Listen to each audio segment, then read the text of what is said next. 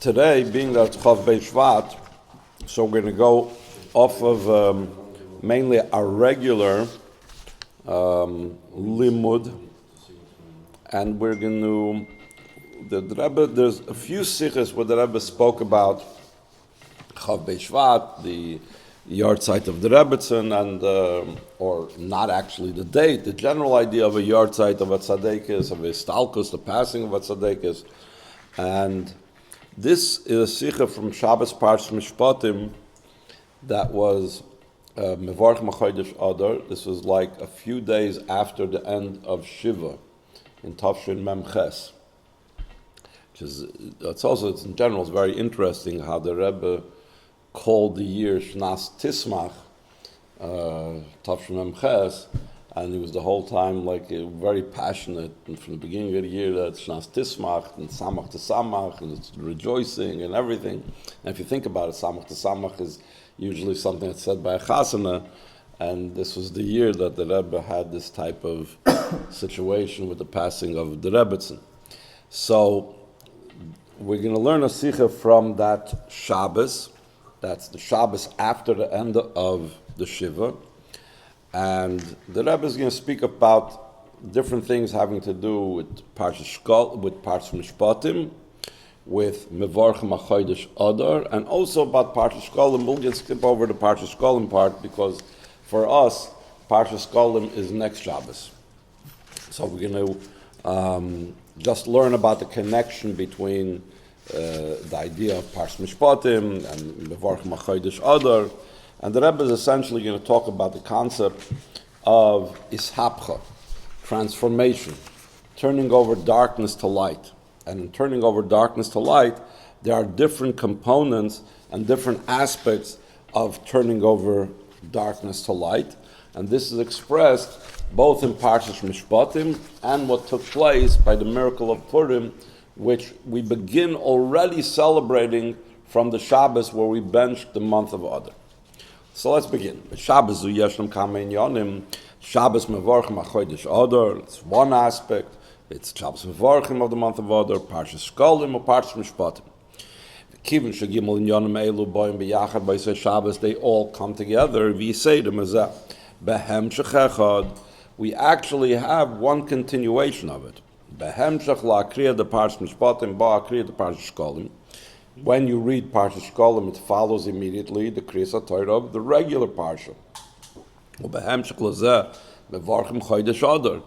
And after Kriyas HaTorah, before you put the Torah back into Adar and Kodesh, is when you bless the new month. So in this case, you're blessing the month of Adar. Moving Shesh B'neim Shaychas, it's even more understood that there's a connection between them. Duber Kamar Pamim Shemekivim Shakol Chodesh Miyud Beis Chodesh Shani Yesh B'Inyani Amiyuchad. Moving Shagam Birchas HaChodesh Habracha ShaChodesh Mizbarach Memena B'Shabbos Mevarchim Hi Behesam LaChodesh HaMizbarach. The Rebbe says a very important thing. When you give a bracha, when you bless something, the blessing, the bracha has to do with the thing or the person that you're blessing. It's bracha is from the word, Chassidus explains, from the word brecha, hamshacha, you're drawing down. And just to put it simply, you make a bracha on the food, it relates to the food that you're eating. You make different brachas on different foods. You give a person a bracha according to their needs. You're not going to give a child a bracha that applies to an adult. You're not going to give an adult a bracha that's to a child, etc. So when you bench the new month, it has to do, the bracha before the new month has to do with what that month is about. The bracha for the month of Cheshvan is not going to be the same bracha for the month of Adar. They're different months with different meanings, different purposes. The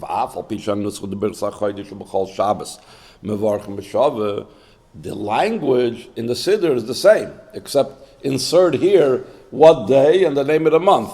But the description of the bracha is all the same. Yichadsheu, HaKadosh Baruch Hu, Aleinu, V'al Kol Beis Yisrael, L'chaim L'sholem, L'sasna Simcha, L'shul Nechama, Kol Chodesh Oisam Shisha L'shoyin Shel Bracha. Every month we say the same 6 expressions of bracha. It's not like for the month of Adar we have certain types of expressions of bracha in the Birchas HaChodesh. For the month of Nisan, it's the same expressions.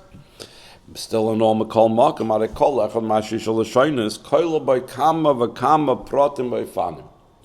Whenever we have a word and an expression, every word and every expression can have in it many different facets, many different nuances, many different details to it.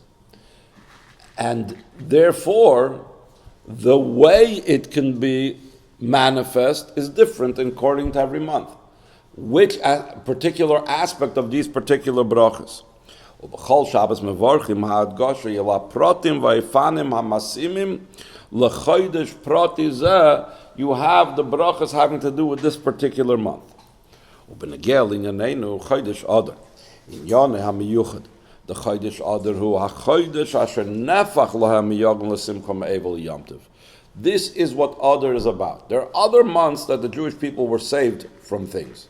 Nisan, the month right after Adar, it's called the month of Geula.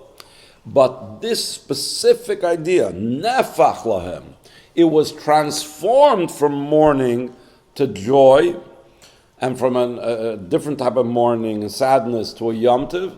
That's the month of Adar.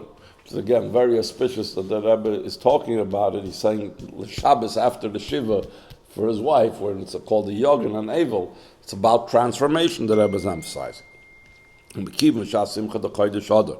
lois tam simcha elamash nefach meyagon lesimcha. Hare simcha beyeser seis or beyeser ois. When you transform joy out of sadness, then that's a much more powerful joy than ordinary joy. The Rebbe says in the top of the second column, the brackets, V'zeu echad ha'taimim al masha simcha de Purim, hi yoyser gedoyla ma simcha de chol yomtiv. Shekol yomtiv ha-simcha yibag bola. There's limitations to the joy. Mash'enkin simchas Purim mi adalo yoda, until a person does not know to differentiate between Adar Haman and Baruch Mordechai. Why is that? So one of the reasons the Rebbe explains is ki kasher heipach ha-simcha nefach le-simcha ha-simcha b'yisran. When you take something negative and you transform it to joy, then the joy is so much greater. And this is a theme that the Rebbe always emphasizes, starts in Tanya, but the Rebbe speaks about it a lot, is the idea of Yisra na'or abba mitach ha'choshech. The brighter light is the one that comes when you turn over the darkness. The same thing, when you have a time that was dark and you turn it over to light, you turn it over to joy, that's why Purim is the greatest simcha of any other Yom Tov. Now that's Purim, but here we're talking about the whole month of Adar. Ukishem shezan benegia lePurim al derech zeu gam benegia lechol hachodesh Adar. Kilosh na pas kanal hachodesh asher nepach lahem miyagon lesimcha.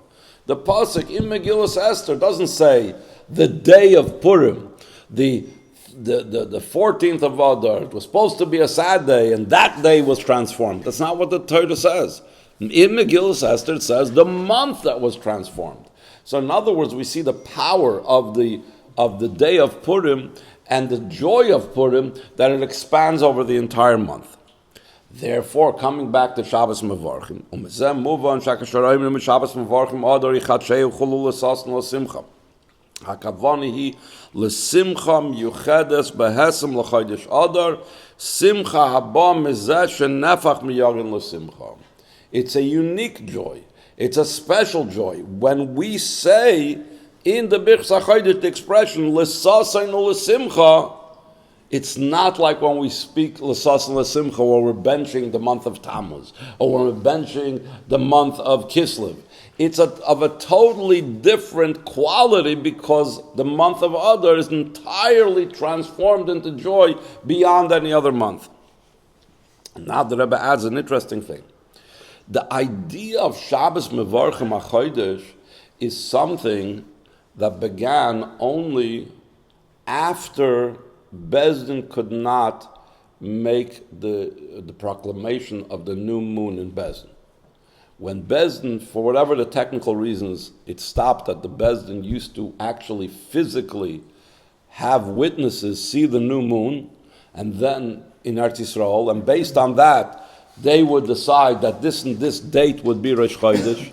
So then they couldn't be Shabbos Mevarchim. They couldn't. Why? Because you didn't know which day would be Rosh Chodesh. You couldn't bench the new month. One of the reasons for Shabbos Mevarchim is because this is the way of proclaiming and letting us know when the new month is. But then they had to proclaim it a different way, because until Bezdin took testimony from witnesses, they didn't know. So the Rebbe says this is the power of Shabbos Mevarchim that didn't even exist in the times when Bezdin were able to be Mekadosh HaChodesh, did receive testimony from witnesses. When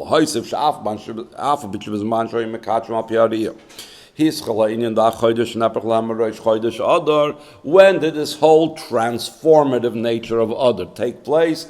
It only started on Rosh Chodesh, because there was no Shabbos Mevarchim beforehand. We have it by a calculation. We already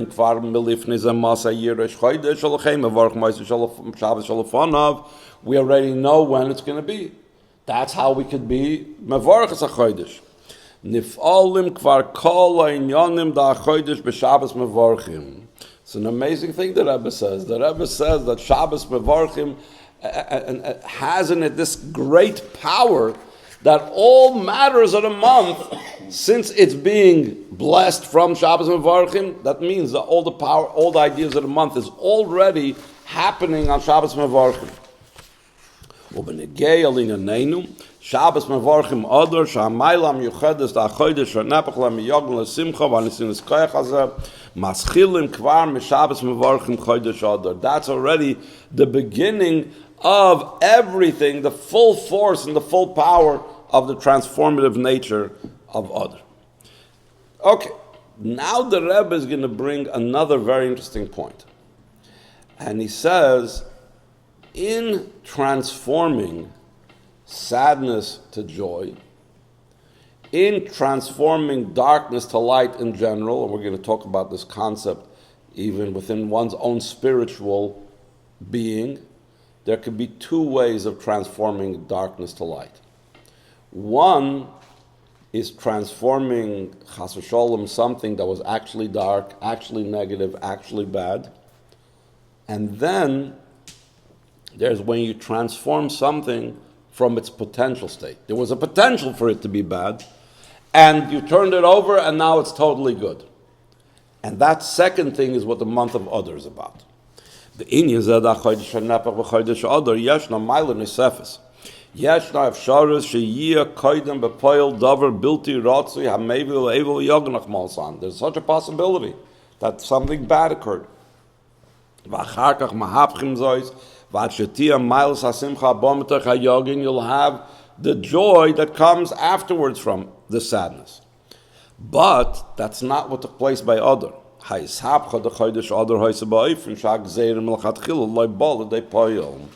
Miyad kasha Yehudim shamal ksokadaitach lahashmid lahar gulabe deskol Yehudim, when the Yidden heard about this decree against them, Rahman l'Islam, hey chizkos hakesher ma'toyra mitzvahs, they connected themselves with Hashem even stronger with Torah mitzvahs. Leich kanois kol Yehudim, v'ad l'mesiras nefesh, they were even willing to give up their lives, like the Alter Rebbe says. Umiyad b'yud gimel Adar haya v'nafeichu nikolo Yehudim lamed al nafsham v'yir shushan tzalav tzameicha. When it reached the 14th day of the month, when there's no war at all, for sure it was a time of rejoicing, without the need of chas v'sholem going through an actual tragedy, without going through an actual calamity. So the Rebbe is going to talk about it. In the service of a Yid to Hashem, we also have both things. We have the idea of transforming something negative that was actually done wrong versus transforming the possibility for negative. Inyan b'avodas Hashem yeshlam beizeh fani avodah. Avodos Tzaddik and Avodos Teshuva shebechol echad mehem yeshna mailol gaba ofen hasheni. The Baal Teshuva has an advantage over the Tzaddik, and the Tzaddik has an advantage over the Baal Teshuva. Milas HaTshuva is like the Rebbe speaks about in many places. Even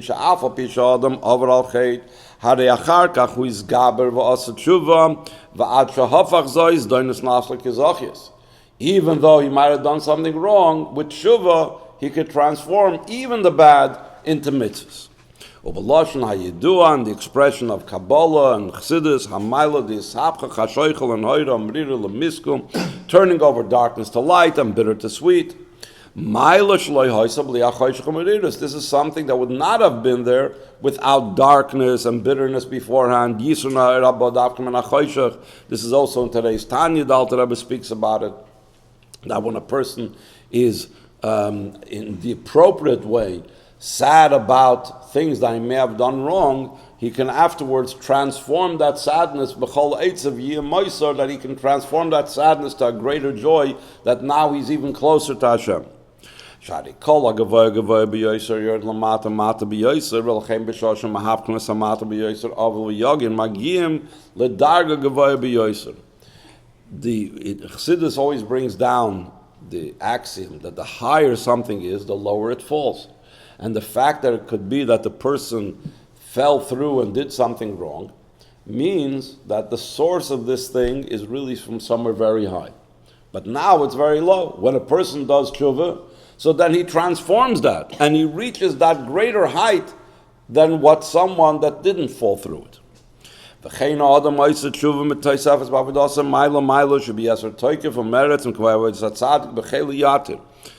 Baal Teshuva is usually, as we see, pushes himself to do more and more than someone that always did everything good. So it's the object of the tshuva, the item which he does tshuva for, and also the person himself that is the Baal Teshuva has so much more energy and power and a push to do good than someone that's done everything right all of his life. Where Baal Teshuva stand, even complete tzaddikim cannot reach. That is the advantage of Baal Teshuva, which the Rebbe talks about in many places.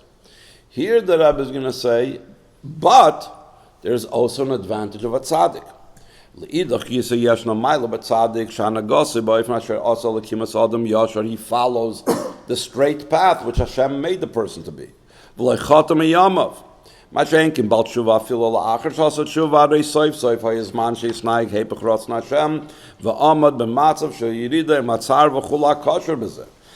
is a pain caused like to the Shechina Kaviyachol when a person does Avodos. So there was a time when before he did Tshuva, when there was something not the way it's supposed to be.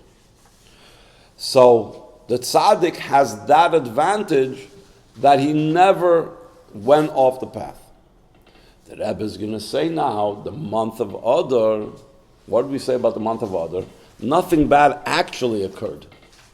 But still, it was transformative from sadness to joy. So that means the month of Adar is the joining of both advantages, the Baal Teshuva and the Tzaddik together. Let's see the top of 363. HaKoyach ba'avodas ha'adam habam b'chodesh Adar hu chibur beis ha'maylos b'yachad shafilu kasheru oimid b'dargas Tzaddik ti'aloi maylos ha'sabcha b'shaval Teshuva. How is that to be? Can both come together? Tachlis b'rias ha'olam hi sha'kadosh baruch hu malbish Neshomo b'tech guf v'yetzer hara ba'olam lashon helm v'hestem v'ad lo'olam haza agashmi v'achumri mamish. This is what Hashem wanted. Hashem wanted us to be in a body, in a world, that the body, the world, the yetzer hara are out to cover up ungodliness, are out to interfere with our connection to Hashem. Tachten she'ein tachten lamata mena she'moli klippus sitar achra she'ein neged Hashem mamish hanikroim mesim. Klippus are called things that are dead. Shari chaim kosherim kedusha. V'atman veikim Hashem alakechem chaim goimer. Life is connected with holiness. Anything that disconnects from holiness is the opposite of life. V'yeshna efsharis v'ksalkadaitach le'inyan shel evel v'yogin. Therefore, there's a possibility for the opposite of life. There's the possibility for mourning, and the possibility for the spiritual component of mourning, which is things that go against the source of life, things that go against Hashem.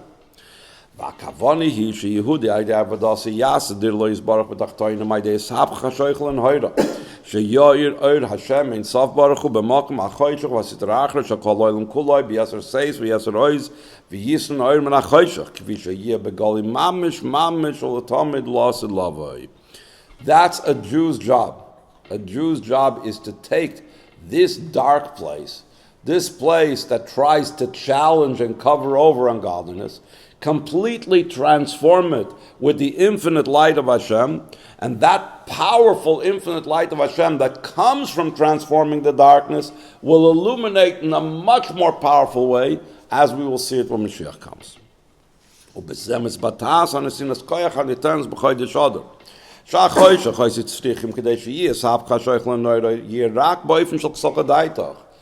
was the darkness of the month of Adar? Only a possibility.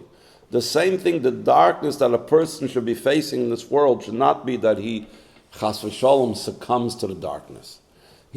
But just the fact that he's susceptible to the darkness, but he holds back. That's enough. The level of the tzaddik, combined with the quality of the Baal Teshuva transforming the darkness, but without actually engaging in the darkness. Etzem ha'ovda she'adam nimtza b'olam kazeh b'yeshna efsharis lasis inen hafchi zeh kvar ma'oder etzlei b'chele yatir shel teshuva. Af al pi shelo chatam miyamav. Even though we said before that the Baal Teshuva is the one that has this extra energy because he fell through, but the truth is, when a person has to overcome challenges, so then that awakens in him that same type of extra strength of the Baal Teshuva without actually falling through. The very fact that I have to deal with a world that's like throwing all this in my face, saying, no, I'm not going to give in, and that awakens by him more, just like the Baal Teshuva has this greater power as well.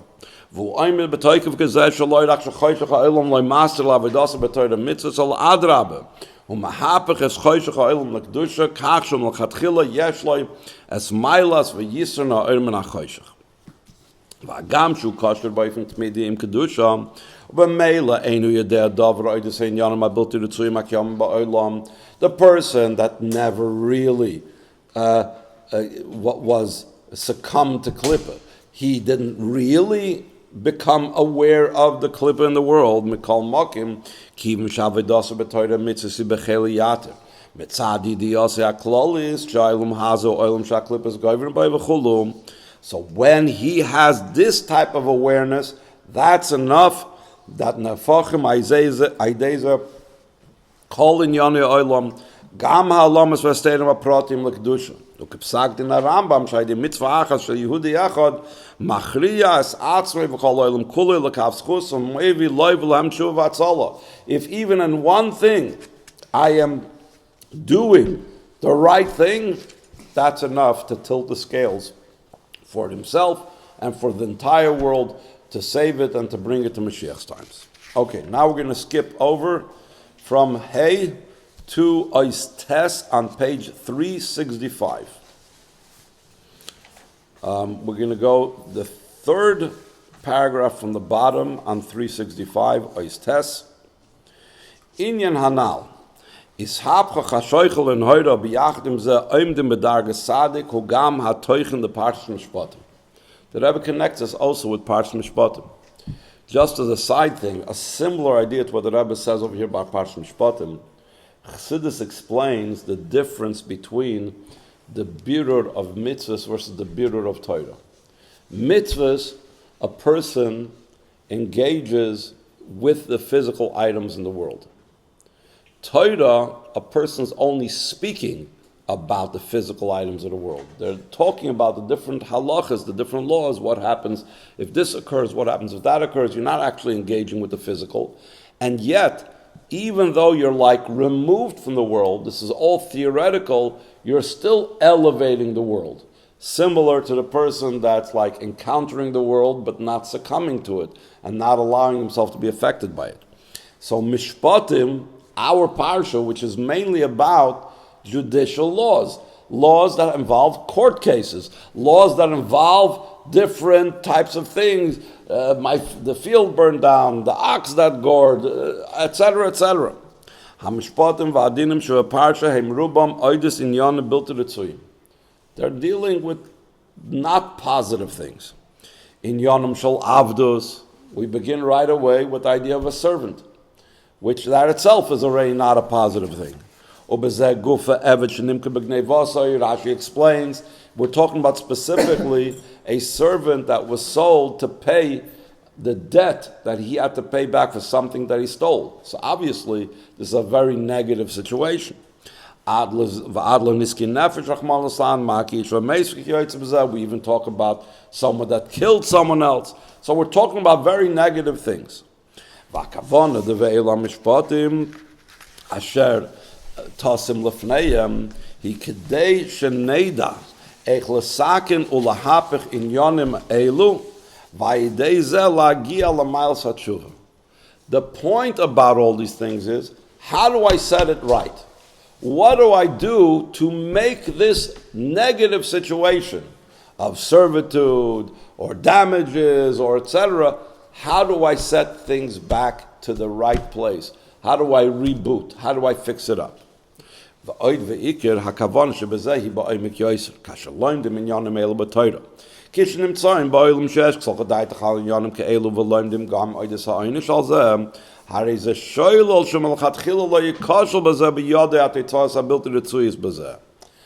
more so, studying these laws is to help prevent us from falling through. We study how terrible these things are. And we study about what I have to do to make up for it. What are the consequences of these things? In the ideal, just studying it is enough. It doesn't have to occur ever. Just the studying alone will be enough to prevent the entire thing from happening, because I see the consequences. I see how terrible it is. There's a shoyl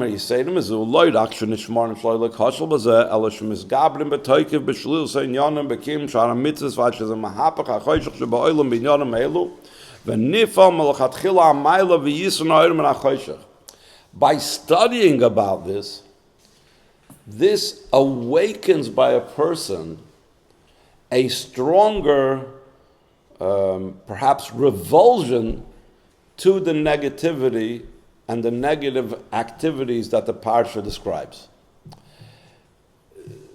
Simply put, if a person is completely living in a bubble, and he never learns about anything bad, and he doesn't learn about the consequences and so on, and he doesn't realize how much it's something that Hashem doesn't want him to do, so it could be that all of a sudden, when he encounters something bad, he'll completely lose himself. In a fit of rage, he might, road rage, he might go take a baseball bat to someone's car.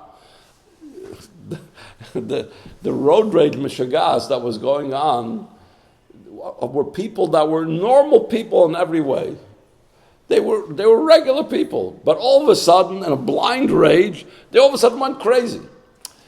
By learning about damages and learning about the consequences and learning how much Hashem doesn't desire it, it makes us feel a negative emotion towards all these things and gives us like a greater energy, just like we said before, by the Baal Teshuva has this greater energy and passion in doing Torah mitzvahs than someone that's a tzaddik. So the same thing, it gives us that same energy and passion about Teshuva without actually having been falling through in the Avodah. It gives us greater energy to say, I don't want to go there. I don't want to be anything like that. I don't want to be like the guy captured on somebody's, dash cam in a road rage. This is crazy. This is not for me. And that passion also flows over in every single area of Torah mitzvahs as well. So you have, again, this transformative nature of transforming the darkness into light without having ever succumbed to the darkness. Just like by Purim, the Yidden, it was transformed sadness into joy without actually any tragedy taking place. In the spiritual components of it. Now here you can put on your Kabbalah hats. We're going to learn a little bit Zohar on this week's Parsha. Fascinating stuff. Ber Zohar Reish Parsha Seinu at the beginning of our Parsha, where it speaks about the different types of servants and the laws of servant and the details. There's a Hebrew servant, and there's a Hebrew maid servant, and there's a Hebrew servant that wants to stay and got married to a maid that was given to him. All these different things the Zohar explains in very spiritual levels. So in the Zohar, it's brought down, משפטים שטסים לפניהם, שתרגום by ואילן דנאי דתסדר קדמייהם. The simple Aramaic translation of Eila Mishpatim Tasm Lefneim is these are the judgments, the judicial laws that you shall arrange before them. That's the simple translation. Comes the Zohar and says, also in Aramaic, Ilain inan sdurin de Gulgula dinan ishmasin. This is the order of the reincarnation of the judgments of the neshamas.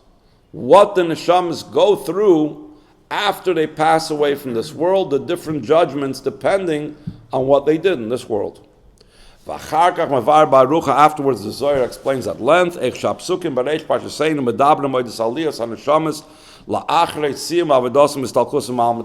the Zohar goes on, all the psukim in our beginning of our Parsha, in relationship to what happens to the Neshama when it leaves this world, how are they treated, how do they have their elevation, etc. Again, this is the Shabbos after the end of Shiva.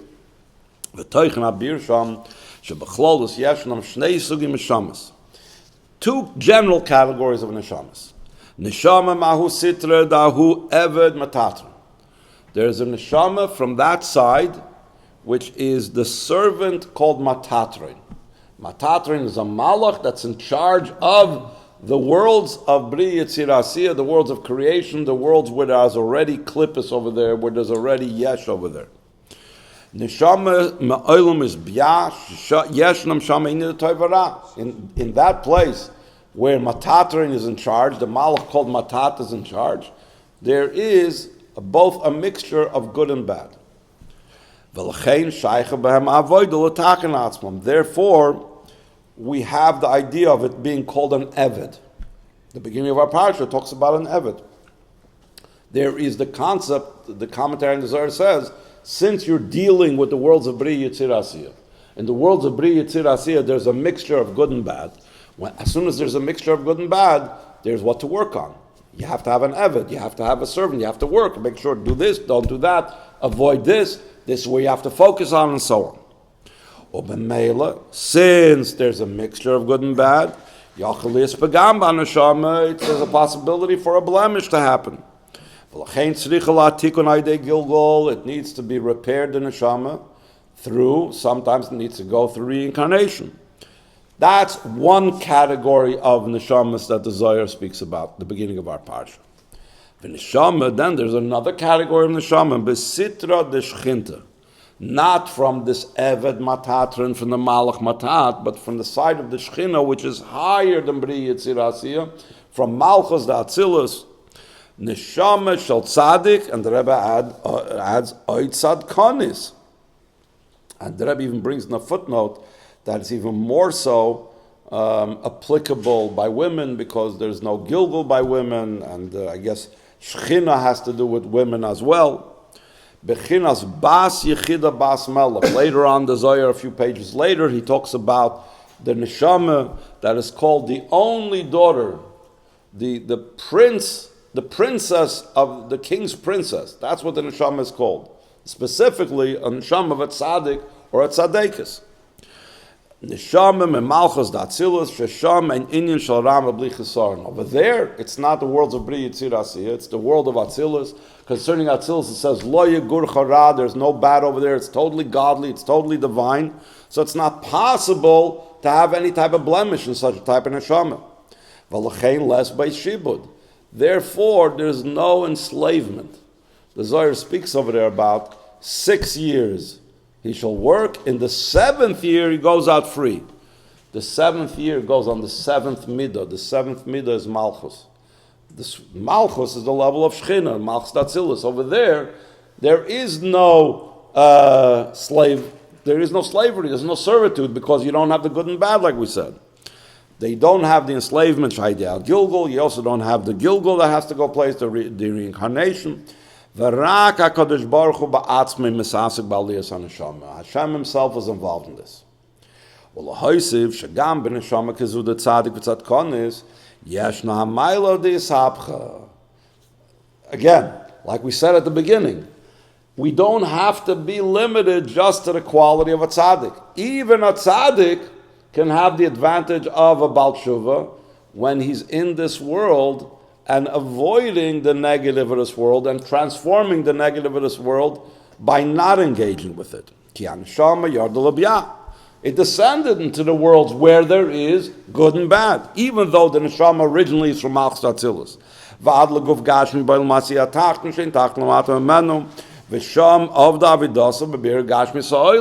where the Neshama was located doing its servants.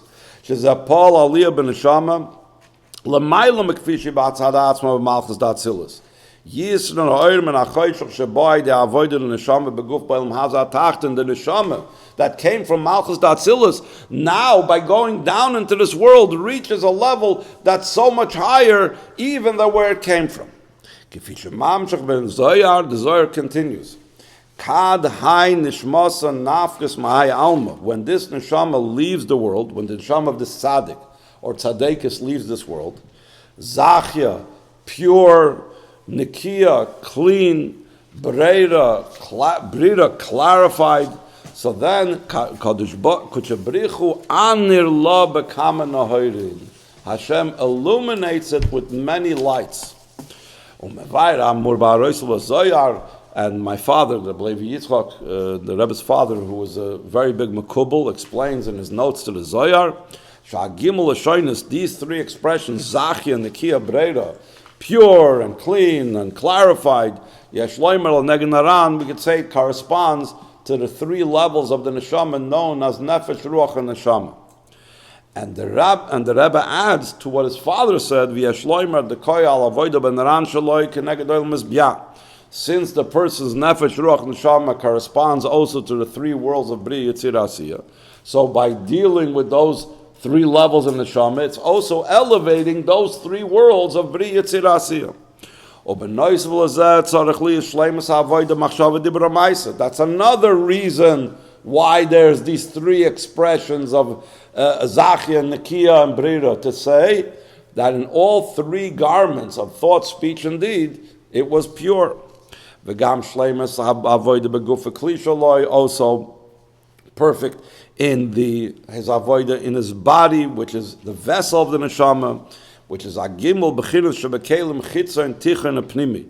In every vessel in the spiritual worlds, there's what's called the external part of the vessel, the middle part of the vessel, and the internal part of the vessel.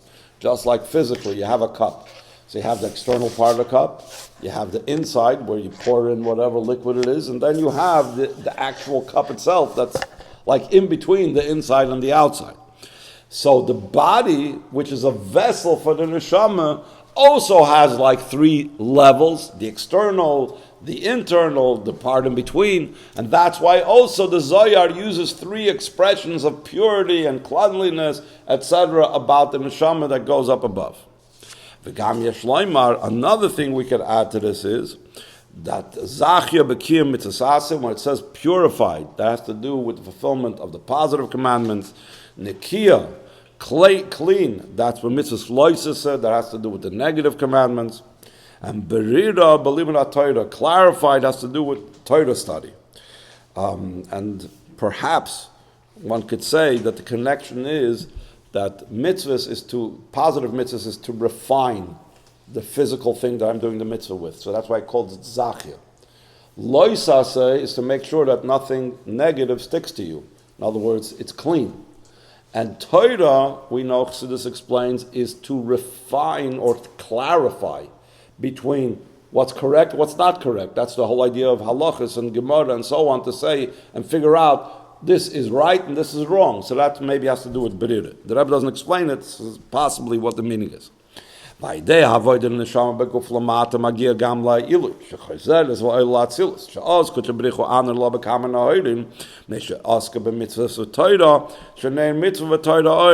Hashem illuminate the neshama with many lights? Because it was involved in mitzvahs and Torah. We know mitzvahs and Torah, it says the mitzvah is likened to a candle, and the Torah is the light and the fire on the candle. So since I was involved in Torah and mitzvahs, which is a light down here, so Hashem illuminates the neshama above. This is a lesson for all of us here in the body. Shabbos Mevarchim Adar, Parshas Mishpotim, we are specially empowered.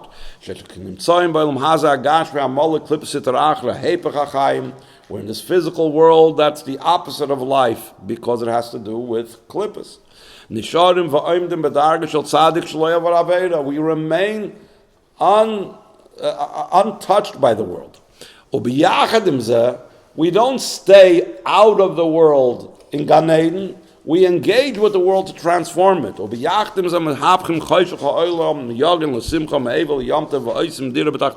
a home down here below. This is someone that's a tzaddik. What happens if there's someone that really needs some fixing? First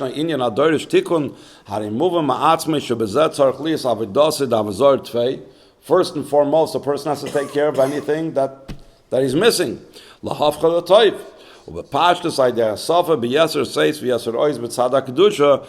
adding in holiness, we will overcome anything negative. And more specifically, it's a kol echad ve'echad nesham beguf tzarich liyas ha'avodah dezachi nakiya bereira chizuk b'yoser b'kim v'hidra mitzvahs aseh mitzvahs loisa limrat Torah, strengthening and in fulfilling and glorifying and beautifying all these things.